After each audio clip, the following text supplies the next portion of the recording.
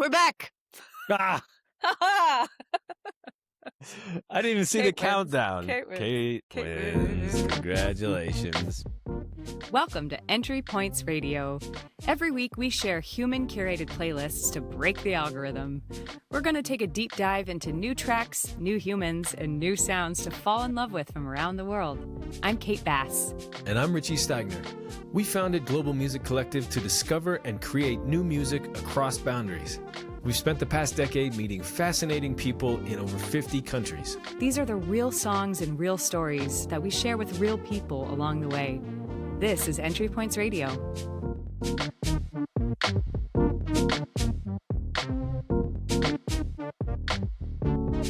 We are back.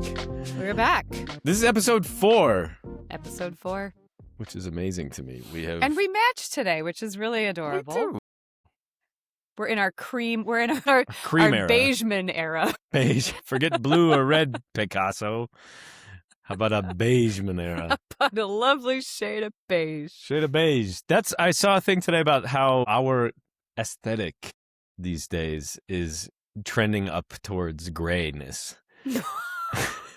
God. Isn't that awful? It's like it is. It says like, back in like the 40s or something. I don't know. It was like down towards like 10 to 20% of stuff was gray. And now it's like 85% of our design is like gray. Like look at all the kitchens and doors and walls. It's all painted like eggshell is basically gray and the gray countertop. It's just because nobody wants to commit to having a color because they got to move in a year. And they're like, well, I don't know if this is going to work over in my new apartment.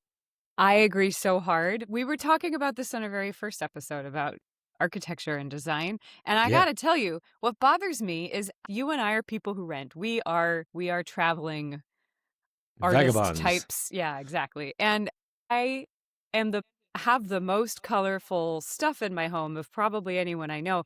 And it's interesting because I go to people's houses who I know and love who live here in the States in a house that they own. Like they own it.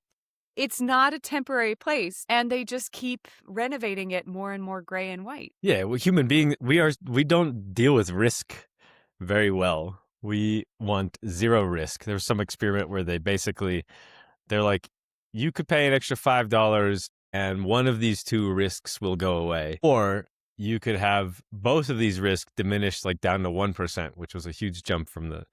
Anyways, so people by and large would choose 0% risk for one thing. That does make sense. It's very sad. I'm just sitting here thinking I am fully pro risk. Like, I feel like my life has had so many difficult moments because of risks that I've taken. And it's like when you talk to someone at like the barista behind the counter and you choose to be like, hey, how's it going today?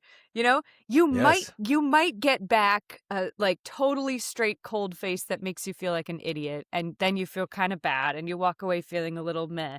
But like 95% of the time, they'll respond with friendliness back. And then you might have this 2 seconds of your life that's lovely on both sides. And it's like, okay, yeah, that was a risk. And it does suck when it doesn't work. But at the same time, oh my God, all of the beauty and joy and fun and color and adventure and all this stuff. You need to risk. You need to take risk. No That's funny you risk. mentioned a barista. Yesterday I went to, it was now a bank. My bank is a cafe, apparently. Oh, I like that. It's usually the opposite. Yeah, I usually get like the free cup of coffee when you go into one bank. But this one, they're just leaning into it. They're like, we're a cafe now. Wait. I thought you said that a bank closed and became a cafe. But you're just saying it has a cafe inside the bank, so they're doubling the money. Go on. That's not what I thought. Doubling the money. They're taking my money, just moving it from one part of there till it's the other. Right, to another. So, but yeah, the guy in front of me, who I will reveal his name in a minute, he wasn't even grumpy. He wasn't mean, but just like the way he walked away, I think, from the cash register bothered the barista that was there. And you could see the barista was like scoffed at the way that this guy walked away. And then I came up and I was like, well, great.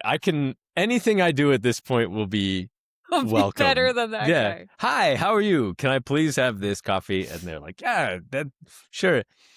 But I heard him talk about the guy's name. He's like, calling out, you know how they call out, Kate, your copy. The guy's name, of course, you guessed it, was Richard. Another Richard. Okay, I don't know if this is kosher, but I have been wanting ever since we started this podcast to honor the podcast that has been in the pipeline for so long in Richard's life that he has not yet made because, frankly, there's a lot else to do, I think, in his life. And I would like to know if you feel comfortable sharing with the class the name of your other not yet realized podcast. It's a work in progress name. What's a working title? Working title for this podcast. Why? The title is the one thing that's really solid. All right. Well, okay. The title is it's Bag of Dicks. And this is not obscene. This is not gross. This is my name is Richard, and a president shared my name and went by the name Dick Nixon. As we all know, a famous president who was impeached, by the way. And I resent that, but so I'm taking back the name, and I'm collecting a bag of Richards, whether they're named Rich or Ricardo or Dick or anyway. And so, and the podcast is going to highlight the best and the worst, and the worst Richards is a much longer list, and it's coming someday. But the list is amazing. I've been compiling this list for like 8 years. By the way, my father's name is Richard. Mine too, Kate. There's so many. And the haircut story that I told you the other day, the guy that went ahead of me, his name was Richard too. So there's that. Oh, and the haircuts. A revelation happened yesterday. Bag of Dicks is not alone. There's some other guy that my brother golfed with yesterday. His name is Bill, who is compiling a list of Bill. I was like, I felt so seen. I didn't feel alone anymore in my name compile. God. Anyway, so stay tuned for Bag of Dicks anywhere you get your podcast, including this one, Entry Points Radio. Stay tuned. But this is not a part of the Global Music Collective empire. It is not. This is not connected to our mission of bringing people closer. No, this is meant to divide Richards further. I'm done. This is the end of the podcast. Yeah. Well, this will be an easy edit. You know what's funny is that I was actually thinking about this today. I was thinking about the Shakespeare line, I'm so insufferable. It's like you the beginning recall of the day.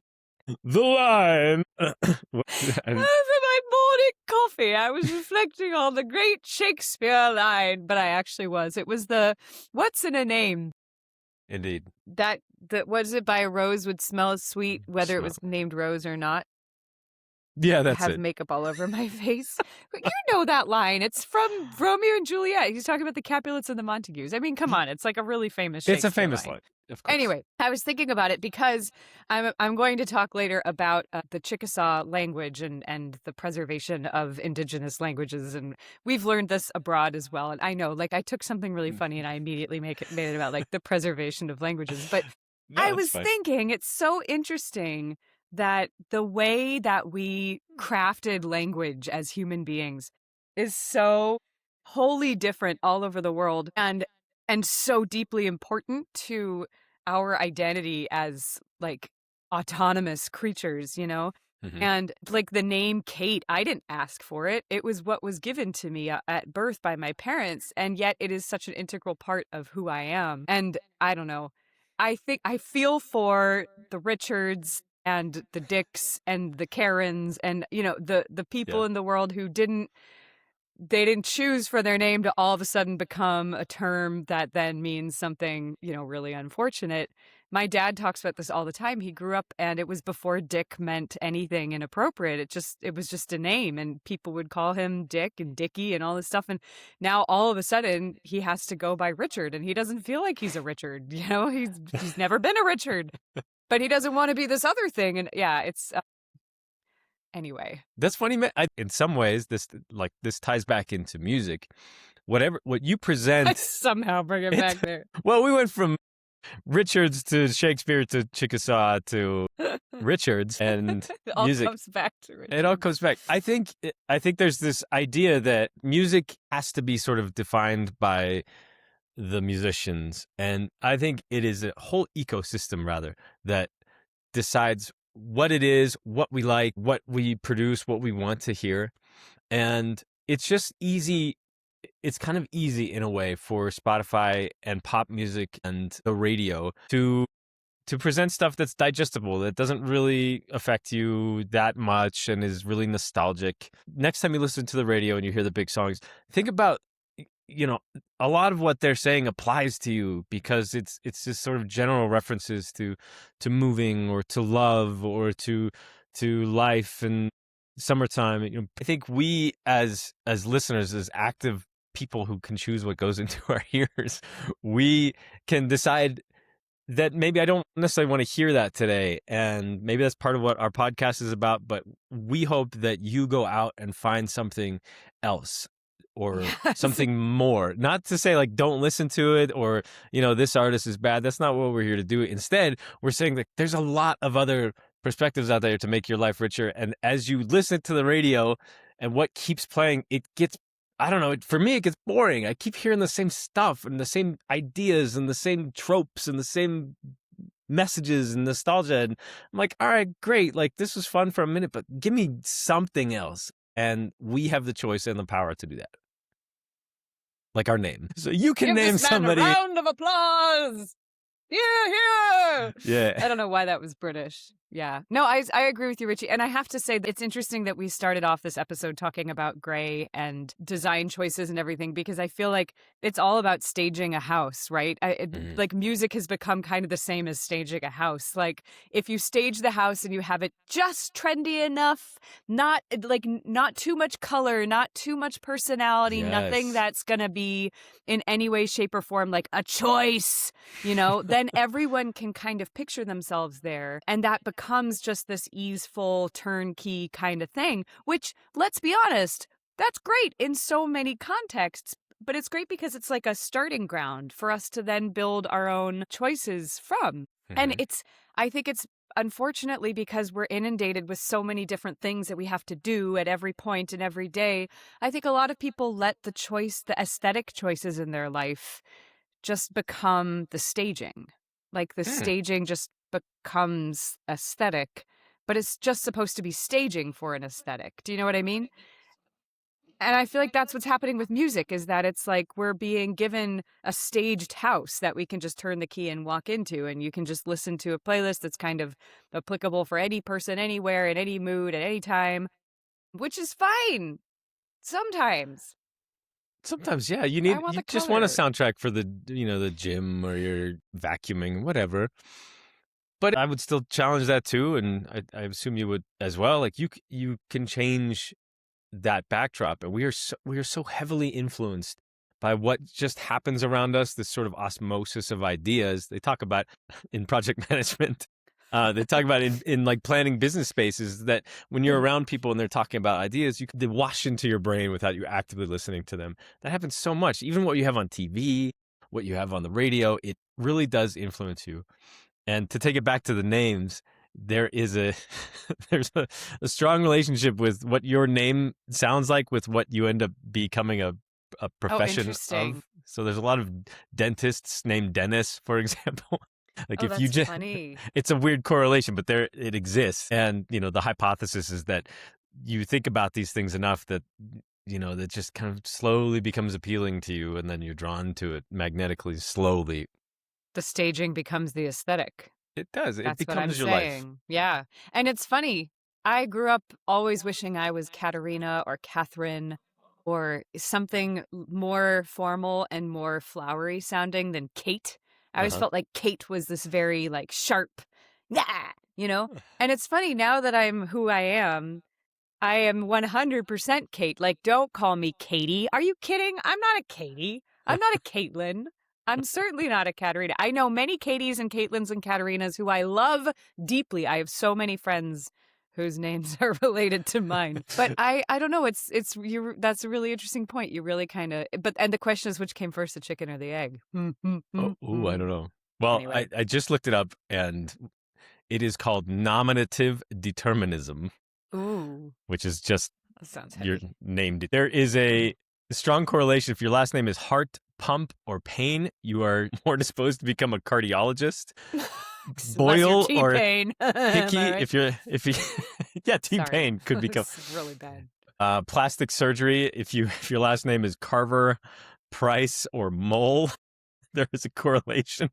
So yeah, Wow. there's plenty more research on nominative determinism that has nothing to do with this directly, but I No, do it's think it does fascinating. correlate. I do think it correlates. I agree. And I like that you use the word correlate. No, I agree. I think what we're trying to do here is encourage more color, more choices, more determinism of different forms for people. You know, I mean, that's the whole idea of entry points, is just trying to find more ways for all of us, ourselves included. And we should get to our playlist because I just want to talk so badly about mine. But it's just so interesting, even for myself and Richie, you and me for so many years have had naturally all of these entry points into different cultures, different places, different people, all this stuff through our work. But it's funny, just doing this podcast, which we just started, has been, it's opened my mind even further. It's like it's just so fascinating how much we can continue to expand. Like it's really, it feels very limitless. And it's interesting how much I'm still learning and have already learned just starting this podcast, about how much I myself still don't even scratch the surface with. Mm-hmm. Yeah, there's plenty to download into our brains, and I don't know about you, I've struggled a little bit with trying to bring in things that I like versus things that are different, and there is certainly plenty of intersection between those two, but I think the tendency with this would be like, let me find the most deep cut, this thing that you've never heard before. And I don't really want to do that. I want to Yeah. share with you things that I like, because I think you will like it too. Same. And and And I think there's I really have, by the way. I freaking love these playlists. yeah, these have been good. If you have Yeah. not checked them out yet, make sure you go to our Patreon and Substack.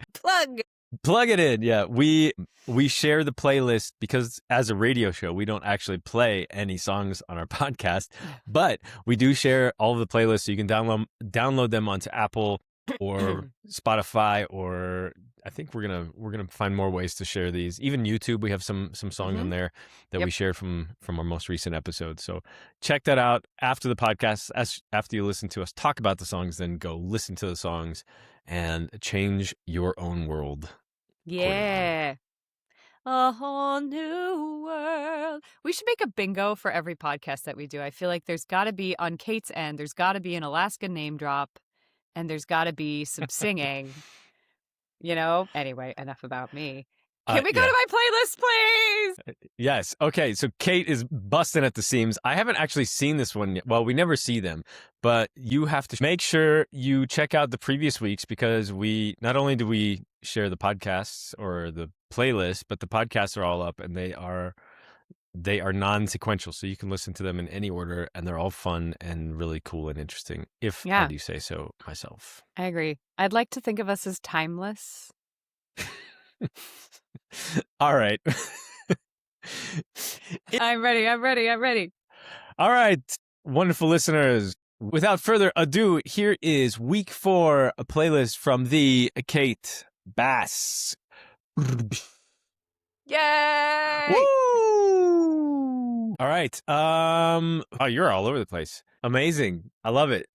Kate, where do we start? Okay. So this week is more of a story. The whole playlist is a story. It just happened. I'm still processing this experience. So this last weekend, last Thursday, so about a week ago, I drove to Norman, Oklahoma, which was a 6-hour road trip through northern Texas. I'm in Austin. I drove just up I-35, which I've never done before, and I didn't really expect to be all that world-changing. I was going to Norman, Oklahoma for a a conference in nonprofit board governance and Exciting. rethinking new models for nonprofit board exciting. governance. Yes. It is exciting for those of us who are like trying to start new arts organizations that are outside the traditional models of arts organizations in a time that there's very, very complicated funding structures, et cetera, et cetera, et cetera. But for most people, that is not very exciting. So anyway, I'm going to Oklahoma to stay at this like Holiday Inn Express to go to this nonprofit board governance conference. And y'all, like a year ago, I was in India. I was moving out of my apartment in India where I lived in Mumbai. I had a really colorful, exciting, like traveling all over the world, you know. And now I'm living in Austin, Texas. And it's been a really, really challenging transition for me. Not because I don't love Austin, Texas, but this is not a culture that feels super familiar to me. Anyway, I never liked country music. I just never really Never. Not got even. it. Never got it. I That's mean, fair. sure. Like, How many people are like, I love music except country, everything but country, or vice versa? A lot of people. I think a lot of people. Country is this very divisive thing in America. I just not lukewarm at best on most American country music. And I didn't know anything about Oklahoma. I didn't know the first thing. I think I went through Oklahoma once or twice when I was on tour many, many years ago. I think we maybe did a show in Tulsa. We did a show in Oklahoma City, but I saw the theater and the hotel and we took the bus out and that's it. So on this drive, I'm going to go from the start through this. I'll just tell you, this is a story of a weekend that I never would have expected was as eye-opening and perspective expanding as this weekend was. So I'm driving up and I always love the Great American Road Trip. For those of you listening who don't live in America, the Great American Road Trip is actually a thing. Like that is a part, I think, of American culture that I really enjoy. And I say American culture because this is a country that most of our cities were built around roads and driving and freeways to get from state to state. And road trips take many, many hours. It's like a whole little adventure through these different cultures. Every state you cross, there's a little sign when you cross a state line. You'll see the little sign that says, you know, welcome to Michigan, welcome to Minnesota, whatever. And I always enjoy that moment for some reason. It's just kind of silly. I don't know about you, Richie. It's like a fun, you know, Yeah. oh, here we are. Yeah. And the roads always kind of change when you get to the new state. And it's weird. It's almost like the environment almost always looks different, even though it's the same trees. It's just an arbitrary line that humans drew. But anyway, so I'm crossing the border from northern Texas into Oklahoma, and I was kind of waiting for that Welcome to Oklahoma sign, and there wasn't one. Huh. Really? And I realized because when you cross the line from northern Texas into Oklahoma, you cross into the Chickasaw Nation. Oh, okay. Yeah. And I didn't know. All of a sudden, you know, you're in this part of the states that I didn't know about called the Arbuckle Mountains, which is kind of surprisingly pretty. I don't know. When you think about driving through Oklahoma, what do you think of environmentally? I think of exactly what I saw on like Friday Night Lights, which is not fair because I think that's only in Arlington. But so can you describe for those of us who have not seen? Yeah, just flat, huge expanses of grasslands where cattle are grazing, and it's hot. That's all I can imagine. So probably not a lot of trees, not a lot of water. Which is all fair. You know, it is the Dust Bowl, and we'll talk about that in a second. But anyway, you cross through, you expect the plains, and you find yourself in the Arbuckle Mountains, and it was just so beautiful. There's all of these rolling hills, and apparently it's one of the oldest, true fact, it's one of the oldest geological mountain chain regions on the planet. Wow. Mm-hmm. Oldest and most complex, I think. I don't know enough yet why, but apparently there's all kinds of dinosaur bones. It's just very interesting natural history. So I'm driving through this. Cool. I'm like, what is this? I wasn't expecting this. And anyone who knows me knows that I'm kind of a cheeseball about wanting to learn new things and lean into the, oh, this is unexpected. Chickasaw Nation is, by the way, for anyone who doesn't know, it is a sovereign nation within the United States of America. It is very intriguing to think about as a cultural diplomat. So anyway, I'm driving. I see a sign that says exit 55, Chickasaw Cultural Center. And I was like, that sounds cool. I don't know. There was a welcome dinner I was supposed to be at, and I thought, Uh-huh. okay, I have two options right now. I go straight to the nonprofit board governance welcome dinner. I know I'm going to spend the whole weekend with these people, or I can learn more about this culture I know very little about. So I took the exit and I went to the Chickasaw Cultural Center. And it was the final hour. It was 4 p.m. They closed at 5. As far as I could tell, there were no other visitors there. I was, I Sure. was the only person. And this place was massive and beautiful, and rolling hills and beautiful gardens and beautiful art. And there were all of these buildings, and they had a whole outdoor village that was built in the traditional style that you could take walk around. There was a whole exhibit. I met a lady who worked there who was really, really excited about gardening. And so she was teaching me about the Three Sisters gardening method, which is actually a really interesting. Cool. Anyway, this cultural center was amazing. And I was in the mood to just make friends. I just wanted to know more. I didn't want to just go to this place and wander around and look at a couple exhibits and leave and be like, cool, okay.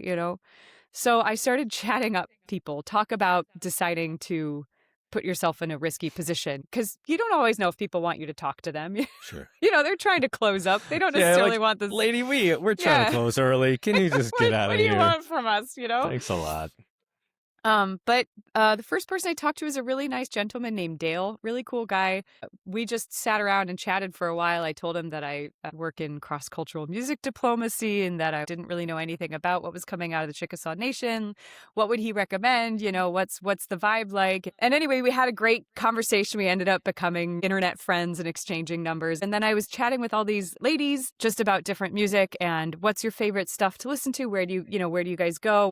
And they told me all this stuff. I learned a whole lot about the culture in this area. They were so nice to me. I could have been shy and afraid, not wanting to say the wrong thing, not wanting to make a fool of myself, not wanting to whatever. Engage, use your energy. You were on exactly, a long road trip. I get exactly. I could have done that. Mm-hmm. Or I could have decided to take the riskier path and engage with people, try to learn more, even if I looked kind of hokey, whatever. And my gosh, it ended up being this really special day. I learned all about the Chickasaw language and how vital it is for them and the preservation of their culture. They see it as absolutely integral to their cultural identity, keeping their language alive. And that's very difficult in today's day and age with all indigenous languages. And even, it was reminding me of being in Africa, and just in Uganda alone, there were over 50 regional languages. And it's the same thing, when the language is alive, the culture stays alive. So I got to learn some words in Chickasaw. They were telling me about. It was really, really, really cool, and it felt real. It didn't feel, like someone just a tour guide, telling the tourist about whatever. It was like, oh, I'm a human, and you're a human, and I want to learn about you, and they were so welcoming. And anyway, so. The very first song on my list is by a group called Ingenuity, which is a group. I bought their CD, actually, a good old-fashioned CD. So anyway, this first song is by a Chickasaw group. It's Native American flute, and it's beautiful. It's absolutely stunning. The second song is also from the Chickasaw Nation. It's by a woman named Tabitha Fair, who is, as far as I can tell, a pretty famous singer-songwriter in the Chickasaw Nation. This is from a film called Teata, which, from the bit that I've read, and again, this just happened. I'm just learning, so if I say anything wrong, please forgive me. Teata, it's about a woman, a real-life woman. She's a storyteller who ended up becoming at least nationally renowned in sharing more about Chickasaw culture with people. In Oklahoma, again, the bit that I've learned is that, of course, there's a very complicated and very painful history in the United States of what happened with the indigenous tribes that were here when the white settlers came in. Many young people in the States are taught about this history and the genocide of the Native Americans that occurred, way back when the settlers were coming in. But what's also very sad is that there are stories over the past 100 years, even up until the late 1900s. I think it was in the 1960s or 1970s that rights for reservations and rights for education and sovereign upholding of different Native American cultures and languages and everything, were being oppressed, actively oppressed. I mean, this is not that long ago. It's less than 100 years ago that this has been going on. So there's this very complicated history, and at the same time, there's also, you know, millennia of history of this culture and this language, and this woman was known for being a champion of sharing these stories. And anyway, they made a movie about her, and the song is just, I thought, very, very beautiful, and it had a very very beautiful uh vibe. I hate that vibe is my word. Go ahead. What? I looked it up. In the Chickasaw language, Teata translates to bearer of the morning or bearer of the dawn. This episode would be coming out at an interesting time, talking about a lot of this, is that, you know, this is the U.S.'s 250th birthday. Right. Oh, I didn't even think about that. No, I think this is great. I think I look at, I just spent the last like 5 months renovating a house, and it was a family house, and it was a place that is very nice and, you know, has good bones. And I think you can see where I'm going with this, but like, I look at our country as, you know, it is our home. It's where we live. It's where we were born. I have a part in my heart for it, that I love America. I love Colorado, which is where I'm from. You know, 4th of July was always a fun time as a kid, because you got your neighbors and fireworks and brownies and all this stuff. And it was cool. There is stuff in our past that is hard to reckon with, and stuff that isn't that far in our past, and stuff that is in our present that is hard to reckon with. And that is the point of working towards a more perfect nation, which is sort of the language that goes into America, the idea there. And yes, it's flawed. And I think recognizing that and finding places for us to improve is part of becoming better. And that includes the people that were here first. And that includes so many different nations of people across this area. I love that you brought this to the fore, because that is, you did the thing. You pull off the highway into the point of interest. It's like, all right, I'll go see this thing. And from what it sounds like, your life is better, and the road trip was better. And I think that's really cool and easy to do for anybody. Well, that was the thing. It was so intriguing to me also because there were so many people who lived in Oklahoma who I met later who were wonderful cultural leaders in the big cities in Oklahoma. And a lot of them had never been to the cultural center. It is an interesting thing to reflect on, how all of us, all humans, I think, tend to not even realize as our silos get, you know, smaller and smaller and smaller. We don't even realize as our worldview decreases. And there will be ways that we'll think it's expanding. You know, I'm on Instagram and I see a video of someone doing something, Sure. But it's different to actually just talk to people and connect with people. And I could have gone on ChatGPT and looked up, you know, what's the music coming out of the Chickasaw Nation? I could have done that. Right. Yeah. And I might have gotten some interesting answers, but I asked people and a lot of the bands that they told me about, actually, there's a song on my Apple playlist that's not showing up on Spotify. I don't even know if it's the right guy. His name is John Bonboy. He's just a local musician who they all knew. They were telling me about these venues where all of their different local bands play. And a lot of these local bands, they don't have albums released on Spotify. You know, hey, everybody out there, it costs money to release music on Spotify. It costs money and it costs time, and we don't often make it back. And so a lot of artists don't produce an album and release the song. And so it's so important to get to talk to people in real life and learn more about what's going on there, because otherwise you might never find out about it. So I agree with you. And I think it's not even just about folding other cultures in and saying this is part of our culture, but also allowing each other to exist together with all of our differences and with our different languages and with our different colors. I mean, God, the Tower of Babel, I've been thinking a lot about this story of this Tower of Babel, right? And there's all these different languages and, oh my God, one unified language. What if everyone kept their different languages and just found, you know, ways to still exist together without having to become uniform and become the same thing? And anyway, I knew this was going to be difficult to be concise, but this trip was really, really special, and I just really want to share it with you. And I was not expecting it to be special. Well, sure, yeah, you're driving from Austin to Oklahoma City. Norman, Oklahoma. Okay, so, go ahead, please. What is the University in Norman? Is it University of Oklahoma? University of Oklahoma. No, Is it Oklahoma University. OU? Okay, OU. Yeah. OU.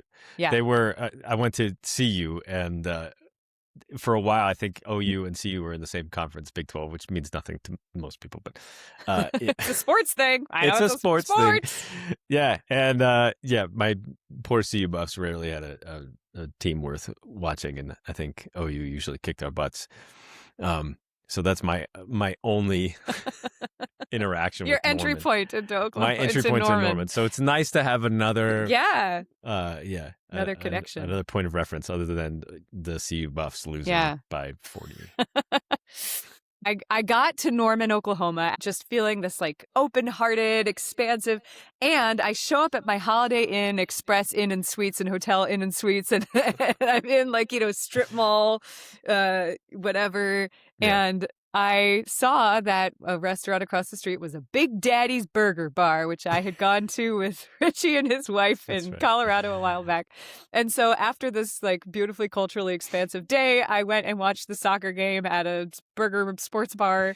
And they were playing Wake Me Up When September Ends. And it was just this moment of like, oh man, I forgot how good this song is. So I had to stick that in because we're being authentic and this is not performative. Yeah, and I want to remind everyone, this is real life. This is your experience, and who knows, things intersect. But Green Day is certainly not a deep cut. In fact, I think they played at the Super Bowl this year.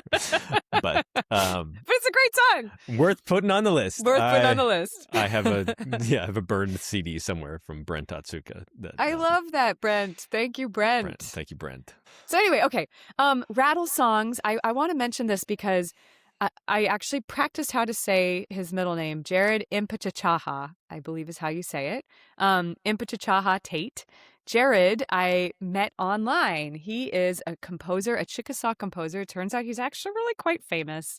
And I don't know, somehow our circles intersected, I think, on Facebook, or maybe we did some performance together many years ago. I'm not sure which, but I really love he really champions Chickasaw culture, Chickasaw language, Chickasaw music, but he's also a really wonderful cultural diplomat. He does a lot of collaborations with musicians of different genres. He writes beautiful symphonic music. I found this absolutely stunning recording. If you think about the plains and the sun setting and the birds fly, it's there's a really interesting coming from Alaska with this super dramatic wilderness. Everywhere I grew up was like the ocean and the mountains and the bears, it was like really dramatic.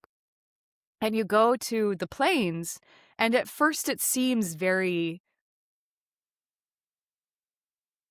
one-dimensional. And as you get closer and you look at things, there's so much complexity and variation and beauty within the plains. Anyway, that's what I don't know if that was his intention with this particular body of work, but that's what I felt as I was listening to it. So that's that. That's important with music. By the way, Jared, he was an American Music Abroad alumni. No way. When I was a judge for artists that were applying for this program, he was one of the people that had applied, and it was just like, yeah, you're in. It was that was an easy one because he represented his culture and American culture writ large very well, and his music is beautiful, and he collaborates, and it kind of exactly the sort of cultural diplomat that those exchange programs benefit from. That's awesome. Funny coincidence. Small world. I'm going to move on and jump into the country music because there's a lot. Richie, have you ever heard of Red Dirt? I had heard about it in context of cultural styles, but I can't say I've ever really interacted deeply with collaborations or listening to it. So tell me more. Well, I have to admit, I had never heard the term red dirt before, other than like talking about dirt that was red. Like I didn't know it was a cultural term. I had no idea. The fascinating musical history coming out of Oklahoma. Woody Guthrie is from Oklahoma. Bob Childers is considered the foundational, father of red dirt, this particular genre of music. He started a place, I think it was called The Farm. He started a place that was just a place for musicians to go and play music. It wasn't a big movement. It wasn't well funded. It wasn't, with a nonprofit board governance model. It was just a place. And he started making house, this, right? Like a kind of a big house. I think so, yeah. And he started just making this music. And we were talking last week, you and me, about Nashville and, Nashville versus Memphis and the country music kind of thing. And they were to a certain degree excluded from the national conversation in terms of, they weren't the fancy bigwigs in Los Angeles or whatever. And so they just started making music that was unique for them.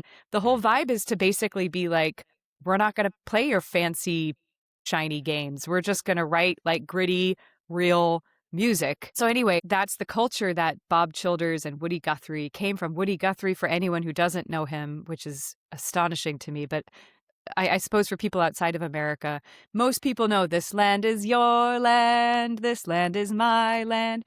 And that song, I think for so many of us as kids, we thought of as like a patriotic song, but it's super deep. It's talking about how this land is for all of us to share together. And anyway, Woody Guthrie I could spend our whole episode talking about his history. He changed the face of American folk music. Some might say he started it when he wrote an album called Dust Bowl. Is it Dust Bowl Blues or Dust Bowl Ballads? And it's all these songs that are old-timey sounding storytelling songs about the Dust Bowl. I can't go into the Dust Bowl history. Hopefully people already know about it. But they're really actually deeper social commentary about who has rights to what in this country and in this world. And anyway, the song that I chose to put on is I Ain't Got No Home in This World Anymore. Yeah, it's just really deep stuff. Yeah. No, that's fabulous. That the roots of country music, or country and Western music, are really divisive, unfortunately. And it used to be called hillbilly music and race records, where it's kind of the two dividing lines that was pushed by the record industry. And they would sell records based on your race, and hillbilly music was for white listeners, and it became essentially country music, and race records became R&B and blues. And those lines kind of still exist, unfortunately. Like, there's still a huge predominance of white country singers that get airplay over black listeners, and that's just, I know that country music as an industry is grappling with that and trying to deal with that, but the roots go way back. I mean, the banjo is such a influential part of that whole genre, and that came from people that came from Africa, potentially from the Middle East, depends on which music historian you go with. But that instrument alone had permeated so much of the genre, and the people that used it and picked it up and started playing it, it was just kind of indicative of how music got either appropriated or passed across race lines. And the fact that you bring in Woody Guthrie, who was an anti-racist and he was an advocate for civil rights. There were artists in the country music industry from very early on that were pushing for, those barriers to be dropped, and that still exists. So it's a really, I love the deep dive, and that's a great song to bring in. Yeah, I'm feeling very aware of how long I've talked and how much I still want to go through some of these. So I'm just going to try to go quickly. I'll just say, so from Woody Guthrie and Bob Childers, all of these other red dirt Oklahoma country bands were born, like Cross Canadian Ragweed. I had never heard of before, but they're extremely famous in Oklahoma. I don't know if you've heard of them. I put two songs in because one of them was a really sweet love song that made me think of my mom, actually, because she loves bluebonnets. And the other one, Headed South, was just like, oh man, if this is what country music sounds like I am down. Like, it's a live recording. These guys are just rocking out, and they're talking about blackberry wine, which I never understood until I moved to Austin, Texas. And oh my God, the blackberries down south are so good. I love blackberries. But yeah, like they're so good. And I had never heard of them before. And it goes back to our conversations about people who are famous in their region and people outside, largely unknown. Wanda Jackson also comes out of Oklahoma. Wanda Jackson, if you don't know her, oh my God. I think she was Elvis's girlfriend at some point, I think. She's like the original rockabilly female vocal singer from the 1950s, and holy crap, her voice, the whole tone of this song, Funnel of Love, is just like, I don't even know how to describe it. The atmosphere of it is just incredible. Then we've got, just to keep through the country music really quickly, Time Changes Everything, Bob Wills and his Texas Playboys. So red dirt music kind of migrated slowly down to where I am currently in Austin, Texas. And that's where Willie Nelson came out of. That's where all of these very famous Austin country musicians came out of. So I felt this pride of like red dirt and how this concept of country music from this complicated background that you're talking about, not just racially, but socioeconomically and everything, this concept really traveled in the South in ways that I don't know how much I've been aware of, and I don't know how many people who aren't big country music fans are aware of the country musicians in America who aren't just playing into the system, but they're like musicians everywhere around the world. They just want to make good music. And I don't know, I just find this whole history very interesting and very cool. And as an American citizen myself, I know so little about it. And these people I just love the fact they just kind of started a musical movement by just opening a farm in Stillwater, Oklahoma, and people started coming and playing. And from that, this whole musical movement that's now in the history books started. And then there's Stoney LaRue and Caitlin Butts are two contemporary red dirt musicians. Caitlin Butts, the Never Really Mind song is one of her new songs. I have to say, I literally just looked her up yesterday because I asked all these people at the conference to give me names of their favorite Oklahoma musicians, and she was one of the names that came up. And she's, I guess, considered like a honky-tonk queen kind of singer now. And the beginning of the song, I was kind of like, and then as soon as she started like singing, it was like, oh my God, she's got a voice. So she was great. And Stoney LaRue was recommended to me. He's a white country musician from Oklahoma. He was recommended to me by Dale at the Chickasaw Cultural Center. Thank you, Dale. Dale was like, this is a great red dirt musician. He plays at a lot of different Oklahoma-based events all the time, and his guitar is just amazing. So I hope you enjoy. I was excited. There's like 3 more things to tell you, but I just have to say, I was excited. This playlist is so country, and I have never been country. Okay, so last 3 things just to jump through. Ken Pomeroy is also from Oklahoma. Ken Pomeroy is a Cherokee musician who is a singer-songwriter, and oh my God, Ken Pomeroy's songwriting, she is incredible. Her voice is incredible. Her lyrics are incredible. I had no idea. So anyway, this Oklahoma, if anyone from Oklahoma is ever listening to this podcast, there are so many incredible things that come out of the state. And finally, one of the other incredible things that came out of the state is Jimmy Rushing, who I don't know how many people know of, but Jimmy Rushing is an amazing singer from the jazz golden age. And I put in a Count Basie tune because I love Count Basie, and Jimmy Rushing is singing on that recording. And the other one I put in is I Cried for You because I just love that song.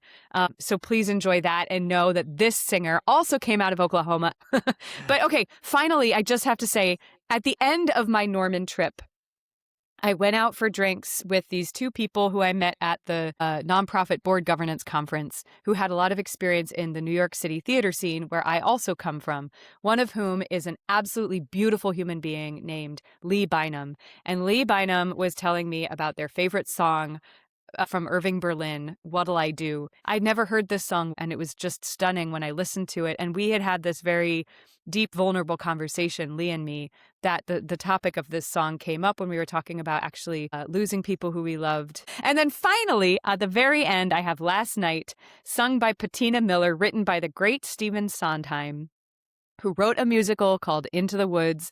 To me, it's one of the deepest, most incredible works in theater that I think has ever been made. And this song is sung by the character of the witch.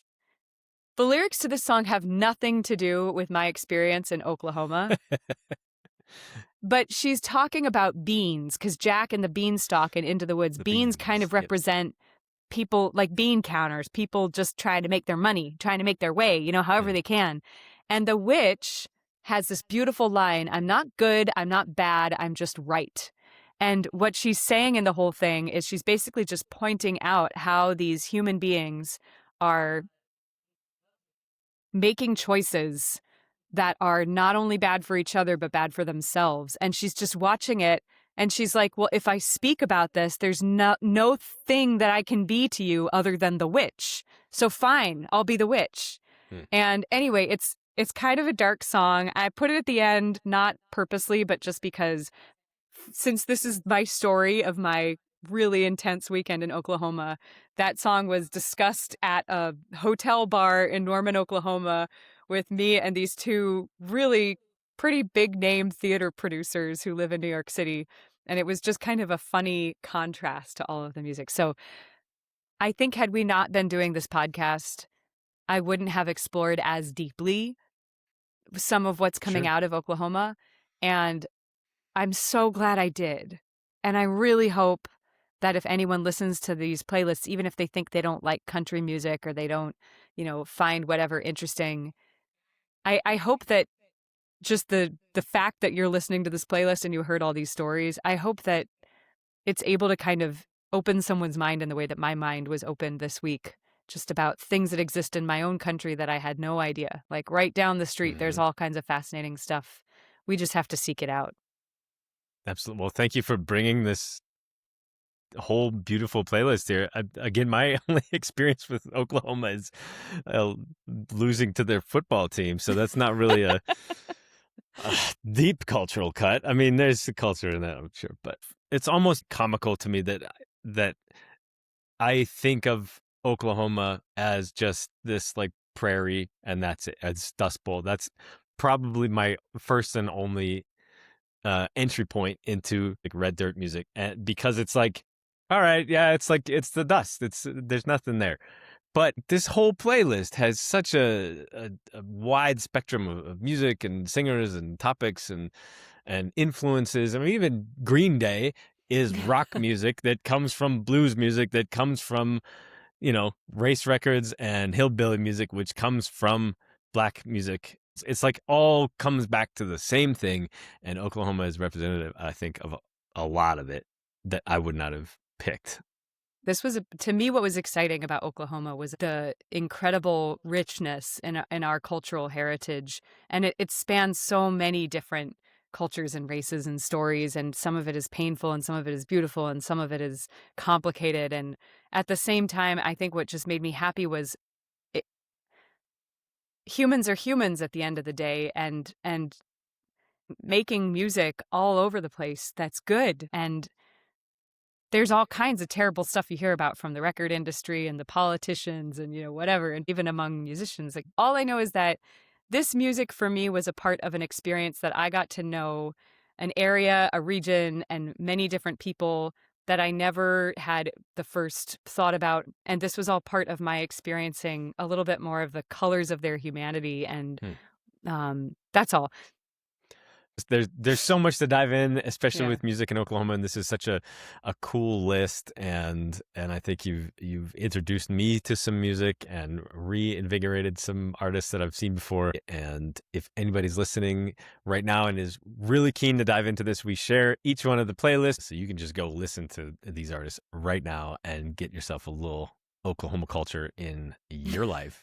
And we never know. You never know if something is your style until you really give it a chance. Down country lane. Down country lane. There's that's the official country voice, apparently. It's just I feel like Dolly Parton. All of my new open-minded mentality, I just ruined it with just stupid down country lane. Revert to Reba or whatever. Reba's also from Oklahoma, by is the she way. Now? Yeah. Ms. McIntyre. All right. Can I dive into my list now? I'm so excited. Okay, here we go. I actually have. I don't want to prime it. I'm just going to show you. Don't prime it. No priming. Just get ready. Get ready. Get ready. Woo! Hey, that was there good. we go. Was the timing right? Oh, you got Glenn. So yeah, all right. Heck Glenn. I threw a country jam in there too. By the way, just so everybody knows, I didn't know about Glenn Campbell until I by accident spied on one of Richie's playlists recently and saw What? his picture. I don't know his. I told you You I don't know spied country on me? music. I don't mind you not knowing Glenn Well, Campbell. I mind you spying on me. This I didn't mean to spy is on you. We supposed to be had secretive. Richard, we had a collaborative playlist that you had put this song up on by accident, and I saw the picture of Glenn Campbell, and I found it enjoyable, and that's all. Don't worry. All right. Don't worry. So incidental spying. Ooh, this is really fun and interesting. Ooh, you went in such a different direction. I'm very excited. Okay. I don't From know the if I'm either start like to the finish. I think the Glenn Campbell one, I'm going to start there. Obviously, he's, it's an easy segue because we were just talking about country music. Glenn Campbell is the Rhinestone Cowboys, probably the song people know him from. He's a famous country artist. And so I'll back up. There's a story. I was tour managing for his daughter, Ashley Campbell, and she was also an American Music Abroad alumnus. She and her awesome band, they did some touring in Indonesia, and I got to go with them. She is a fabulous singer and songwriter in her own right. But honestly, before I went on tour with her, I didn't really know much about her dad. And to her credit, she seems to try and make her own way without trying to kind of ride his coattails. Certainly there's some coincidence where people recognize the name, but she's doing a great job touring on her own. Anyway, so shout out to Ashley and the band. In researching a little bit about her history and her father's history, Glenn Campbell, Wichita Lineman came up as the song that was just kind of an interesting one that people seem to like. And so I listened to it and I loved it because the production in it makes me think of what the song is about. It's about a lineman, which is somebody who works out like the phone lines, not like a football reference or anything. And it's I think the lineman was meant to be out in Oklahoma, which would be an odd coincidence that you happen to have an entire okay playlist. Anyway, long story short, the kind of production in it makes me think of phone lines, and it's intriguing. It's this beautiful song that sort of diverts a little bit from what you would expect of what country music is nowadays. And he's got a lovely voice, and there's some really nice stuff in there that's ear candy. I would put it that way. So I like that. Nice. Yeah. We got out to Indonesia. It was like the first stop, I think, was Jakarta. And we had this folding bass that went along with a lot of these tours. It packs down into this airplane legal pack so that you can actually unfold it and check it into an airplane and then unfold it on stage into a full upright bass and play it. It sounds good enough for an upright, like a full, like a bass instrument, not a full B-A-S-E. bass. Yeah. Whoa, I didn't know that existed. Yep. And they had designed this thing to be, I don't know exact dimensions, but it's like a suitcase can only be like, 79 inches or whatever. And they built this thing to fit exactly in that. So it's as big as it can be. And then you pull it out and you open it up and you set up and there you go. So anyway, the guy that is there playing the bass pulls it out, opens it up, starts putting it together, and it's broken. And we're in Indonesia. He doesn't have his bass because we're traveling with this bass, and I'm tour manager. So I'm like, all right, well, where in the heck do I find a bass in Indonesia? I don't speak Indonesian. Luckily, we had some, we're working with the embassy, so they helped to translate a bit. But we found a guy that was like 2 hours away. So I jump in this random cab. We drive out to this smaller village that's way far away. Nobody speaks English. And I walk into this guy's house and, he's just chilling out, kind of barefoot, hanging out. The floor is dust and dirt. And he just has all little pieces of violins and violas and basses and cellos on the wall. And he looks at it and is like, and, kind of describes to me what he's going to do. And I can't understand it. And, so it turns out he could have it done in like 2 days. So I just leave this there at this guy's house. And then 2 days later, it was as good as new. This guy had repaired it. So that was my triumphant tour management experience. Yeah, well done. I could have showed back up and be like, sorry, man, no bass. No bass. Can you do an electric bass? You gotta do some bum, bum, bum, bum, bum, bum. Yeah. Well, they were a fabulous band, and they played the hell out of their instruments. There was a fiddle / violin, whatever you want to call it, a drummer, a guitarist, and then this bass player Jimmy. Wow.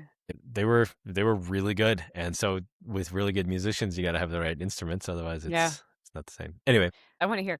I I mean, I will. can listen anyway, but it's fun to get to hear through this. I will, and I will dive more into them because they, like I said, they're each fabulous musicians on their own right. Yeah. So next up, is there anyone you want to jump to? I mean, man, you got Cyrillic in here. Like, what? I do. What's this? What's this about? What's this about? Okay, so we did some touring through the Caucasus, which is sort of some of these former Soviet unions: Azerbaijan, Georgia, Kazakhstan, Tajikistan, Uzbekistan. And in these countries that you have these people that were, they were adults before the Soviet Union broke up in 91. And then you have younger people who don't have any experience with Russia, or rather the Soviet Union. And so you have these kind of conflicting ideologies and preferences, and they're like, oh, life was good, life was bad, this is this is that. Right. And it's really just a cool social experiment to kind of watch and see. But there's still a lot of Russian music that we got experience listening to, because the music that was there kind of stayed behind the Iron Curtain, as it was. They didn't let a lot of Western culture in, and conversely, the culture that was there didn't get sort of let out. And so this song was one of a few famous songs. This actually came out of, he was from the Donbass region in Ukraine, and so, or sorry, let me get this right. He was from Ukraine. This song is from a movie that is based in the Donbass region of Ukraine. So clearly a big, everybody knows that name now and that location because of all the stuff that's going on there. I had this song on a playlist from when we were traveling around there. We did go to Russia. We did not go to Ukraine. I don't know why this song is on my playlist, other than probably when we were there, somebody's like, oh, you got to check out this guy. And I'm going to try this guy. Because he's, when you think about our Woody Guthries, when you think about our, Bob Dylan's, those are our folk singers. Those are our famous people. In different countries, they have different ones. And, particularly in countries that were super separated from the U.S. In the West, as it were. Yeah. It's cool to like find that's the guy that's super famous there. I've never heard of. That's such a great comparison. Yeah. Thank you for making that. They might even be contemporaries, to be honest, but never would have the records met each other. Yeah. It's Trigoda ti ne snilash. Okay. Maisa, if you're listening, please Maisa, comment do not judge how wrong I was or close to. It's a cool song because in ways it reminds me of an artist that I played in one of the earlier ones, Fabrizio De Andre. It sounds like kind of that low-voiced love song. And I think it means I dreamed about you for 3 years, if I'm translating right.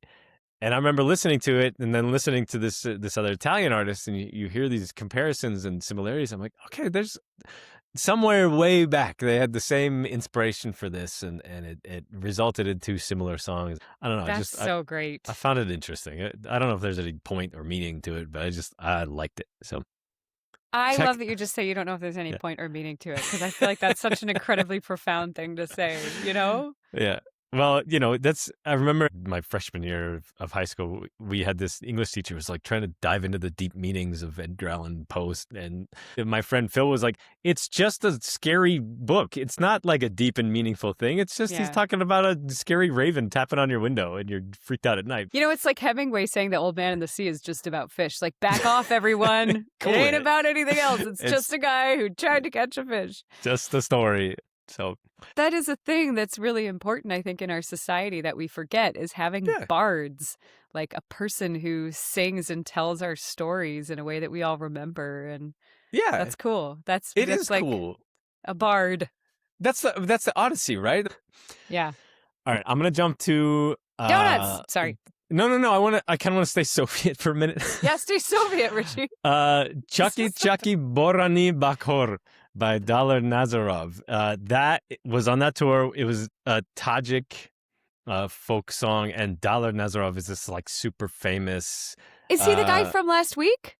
The Roof of the World guy? I don't That Carl was talking about? I don't think so. Okay. Sorry. Because Go ahead. I don't know. Maybe he played at the Roof of the World. It wouldn't surprise me because this guy is like the guy. It maybe like a Neil Diamond, if you Okay. if you wanna, Another like, bard. been around forever and like anyway. Okay. I don't know Sorry. much Continue. about him. I interrupted your story. Anyway, this was again just a cool song, and when we went, they had sent us a couple of like local famous songs ahead of time, and we went on stage and we sang Chucky Chucky Borani Bahor Shirinas, and I still remember it because like we had to practice this. I don't know what it means, and we had to practice it and memorize it, and as soon as we started singing it, people went ballistic. It was like same thing Carl said last week. Is we reached into their culture a little bit. We tried, and we learned it and sang it, and it was cool. So that's awesome. So this is a famous song from Tajikistan, and it's infectious. And if you hear the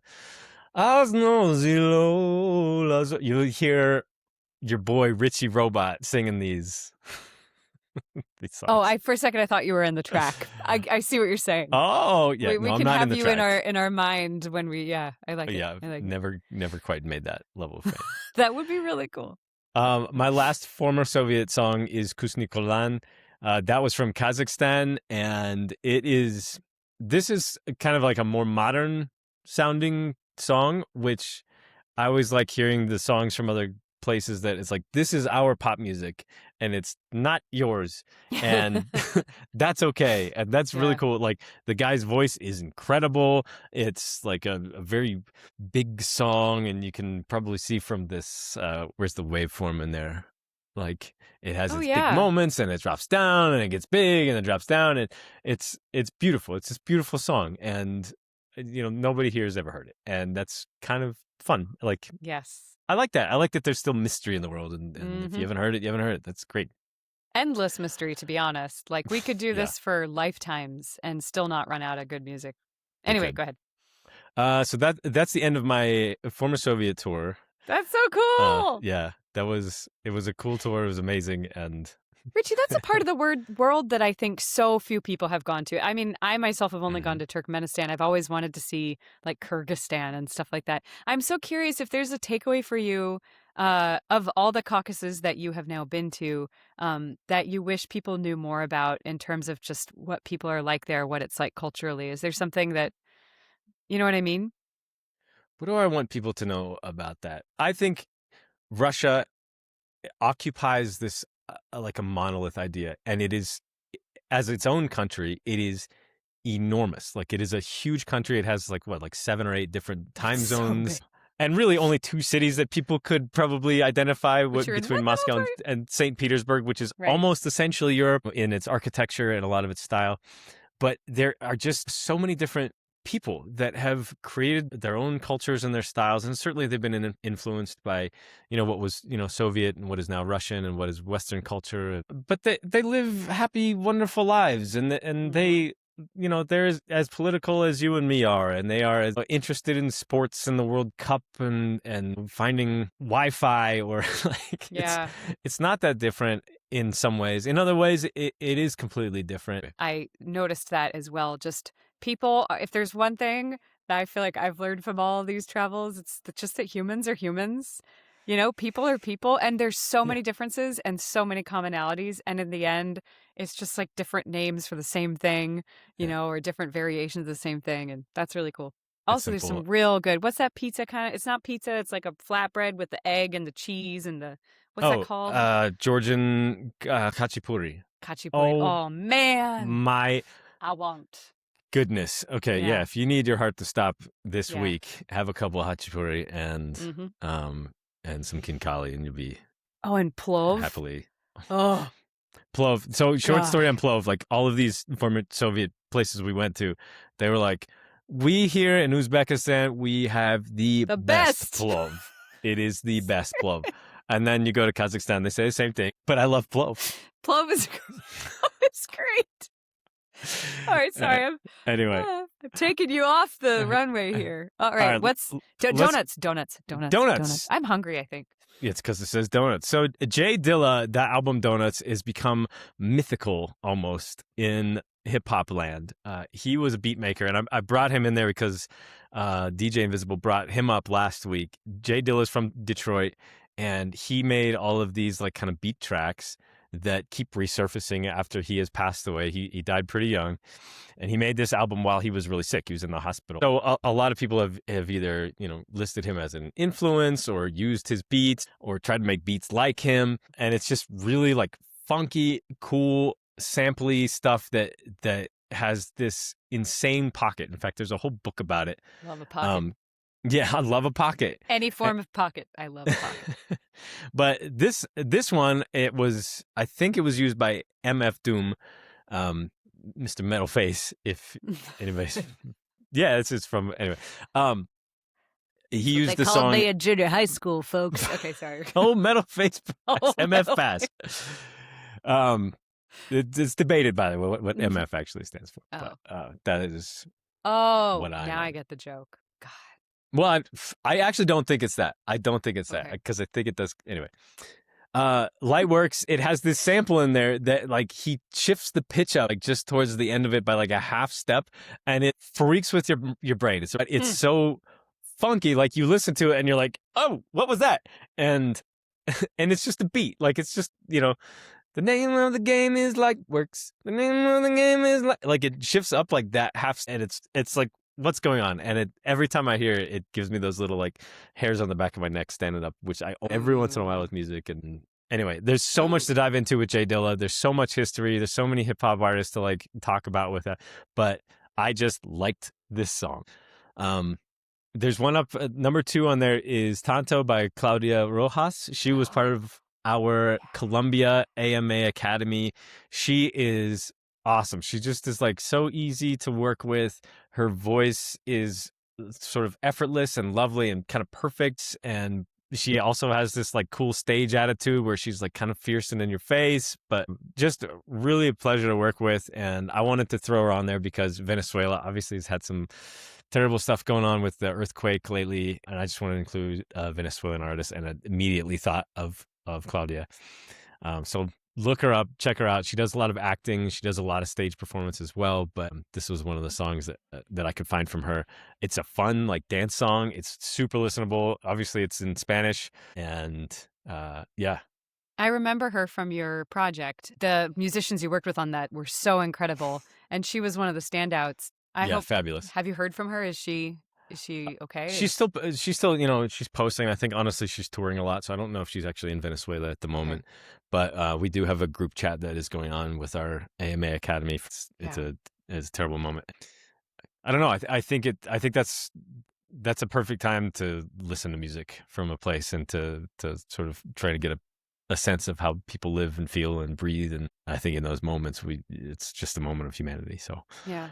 Anyway, check out Claudia Rojas. Do yourself a favor. Okay.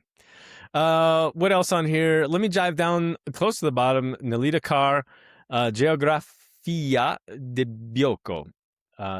This is from Equatorial Guinea, the only Spanish-speaking country in Africa. Ooh. And it is the geography is, I don't want to say kooky. It's interesting because the capital of the country is on this little island, and then the rest of the country is this coastal area that is, it's not connected to the capital. It's just kind of a strange, intriguing setup. But Bioko is a region in Equatorial Guinea, and she's singing about it. And I remember we did a program there. She runs this art school there and is this fabulous, classically trained guitarist who has a beautiful voice to boot, but she plays, like the nylon strings and kind of finger picking. It's on display in this song, and she sings about, the region and the geography there, and it's in Spanish. It's such a vibe, some might say. No, I'm not going to say a vibe. I'm saying Equatorial Guinea is such a place that you don't expect anything when you turn around, and you go to this place. It's like right on the corner that I guess, what is it? The southwest inside corner of Africa. Yeah. And you don't expect a Spanish-speaking country, because a lot of Africa is French-speaking or has their own languages. I got a thumbs up from. I know, I love that. Every now and then, it's like, okay. And then, and you find this art school that was kind of in the middle of nowhere that they had built and founded, and it's beautiful. And then, she plays classical guitar, which is, again, not what I would have expected. And not that it can't get to Equatorial Guinea, but it's just, It's you expect unusual. this in a different place. And Yeah. and I like that it changes my expectations, and she was lovely to work with and has a nice voice. So, That's uh, awesome. I'm yeah, excited to hear it. check it out. Jalali Set, they were a cool hip hop band from Bangladesh. Again, I was kind of riffing off of what DJ Invisible had last week. We were Yeah. running a program there, and yeah, they you can actually hear the influence of what they do in the rappers that we did, that we worked with in the program. You can hear the same cadence, and it piques my mind a little bit how language changes how you rap, and rap in particular, because it has to be so fluid and rhythmic. And you listen to rap that's in Mandarin or in French or in Right. Arabic or in English, or in this case in Bengali, and it has a different flow because that's just how the words go. Right. And you listen to Spanish music, you hear the word corazon a lot because it's easy, it flows off, it flows easy. Whereas in Bangladesh you hear a different rhythm. So it's cool to hear Cool. this and then hear a very distinct through line to new artists. So they made the list this week. Who else in there? It is Pride Month, and Blake Percival is one of my favorite artists to work with. They were going through a transition, born female and transitioning to male. And as part of that, your voice changes. And Blake had spent most of their early career, with a much higher voice. And in the process of changing voice, you lose your expectations of what your voice can do. You don't know what your voice sounds like. And so we actually wrote a bunch of songs that was sort of part of a mourning and a funeral and a moving on and a reestablishing of a voice from their former self to their new self. And this song was one that Blake wrote, and then my dear friend Alfredo wrote the track for it and produced it. Yeah, we got to get him on. I know, one of these days. Fredo's Anyway, a great artist in his own right, but Blake was always just like wrote a lot, really good attitude. So I wanted to include Blake. Obviously it is Pride Month right now, and I think some representation is good, but I actually just like this song as well, and I think it's a really cool story behind it, and really worth listening to and checking Blake out. I'm really excited to hear this. It's so interesting to explore how our voices change. So I love that you have that song up there. I can't wait to hear it. Yeah, it was. Yeah. I'll jump up one from there to Muna. I Know a Place. Again, this is kind of an anthem for Pride Month. It's just a beautiful song about finding a place where you won't be hurt. And I liked it back then, and I like it now. So check it out. Check out Muna. Woo! Who am I missing? Michelle. FYO, what's this? FYO, I just like the song. It's a group of female singers from New York, and it's just a cool song. So heck yeah. Check them out. Oh, I know Miracle Love by Matt Corby. Sorry, I jumped over. I do know that song. I have that on my playlist too. Oh my God.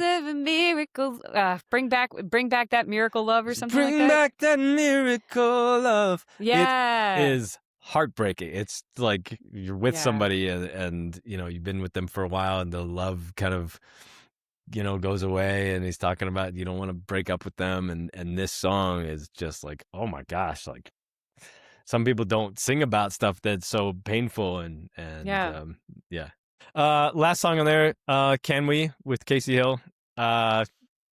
I liked it. Yeah.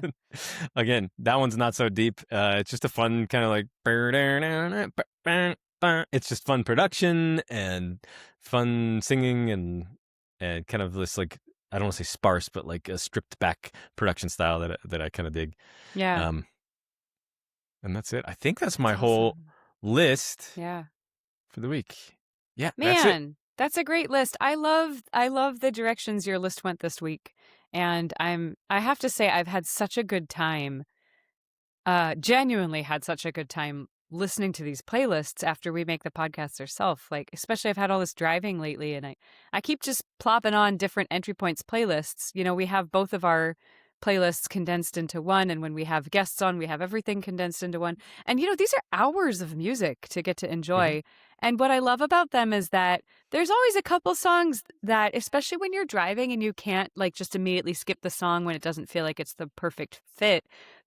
There's just this different way of engaging with music, I think, through something like this, where it's like a song will pop up that's in, Russian or something. And it'll like Augenbling. I think that was from last week. Yep. Oh my God. I absolutely went nuts over that song. And the beginning of it, you just hear this guy being like, oh, love it, Augenbling, bling. Yeah. And it's like in German. It sounds kind of strange. And you're like, really? What am I listening to? Yeah. And then you get into it and you're like, this is amazing. I really hope that people really do start listening to these playlists because it's so fun to share stories and life and experiences in this kind of a way with each other. Yeah. And yeah, I'm just so excited about where it's already kind of taking my life and my brain. And it's fun to think about you listening to it too. It's fun to be like, oh, I wonder what Richie liked and what he didn't like and, what stood out. It's just fun. Have there been any over the past few weeks from my playlists that have stuck out too? Like, oh, wow, I really like that and I wasn't expecting it. Yes. And I've never been a huge opera guy. I've never connected with it. It feels like I said to you, it feels like this lady with horns and, the guy is singing. Yeah. And even if it's in English, I can't understand it. And it never connected with me. And then when you sent me that song, it was like I could hear you singing it. Even though it wasn't you singing it, I could imagine it being you. And it finally was like the first time I've ever had like a personal connection with opera. And I was like, that's all right. This is cool. That's awesome. I'm curious if anybody else listening to your playlist had Entry that points in experience. action. Since I'm still sharing, I'll give you my top 3 and then I want to hear yours. I'm going to start my week off with Better from Blake Percival. Then later in the week, I want to hear Lightworks. I want some Jay Dilla in my life. It's 1:55 and one of the funkier samples that I've ever heard, and I like it a lot. And we'll just close it out with some Glenn Campbell.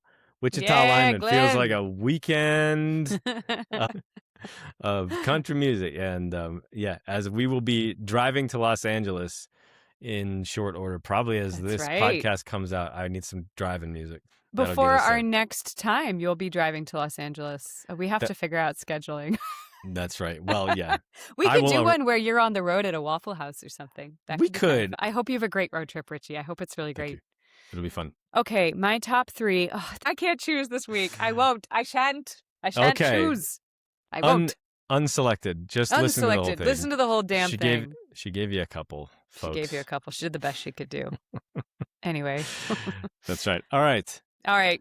Well, with that, we are nearing the end of episode 4 of Entry Points.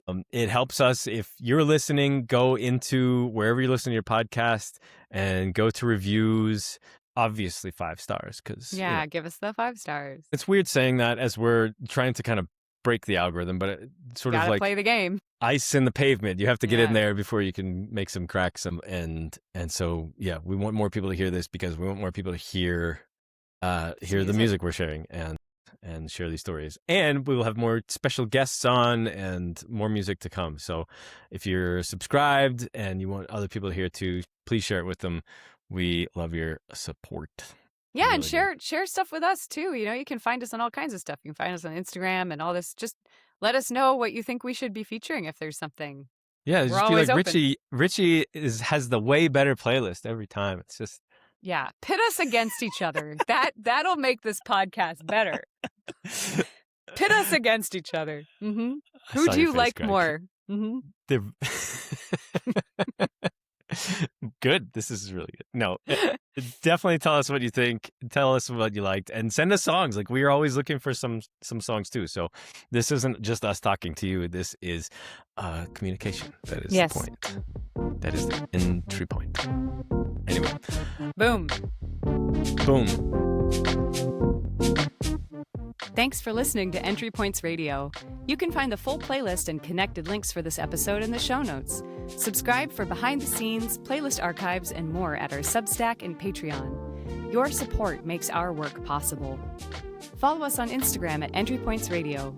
If something in the episode opened a door for you, send it to a friend. That's the whole point. We'll be back next week with more music beyond the algorithm.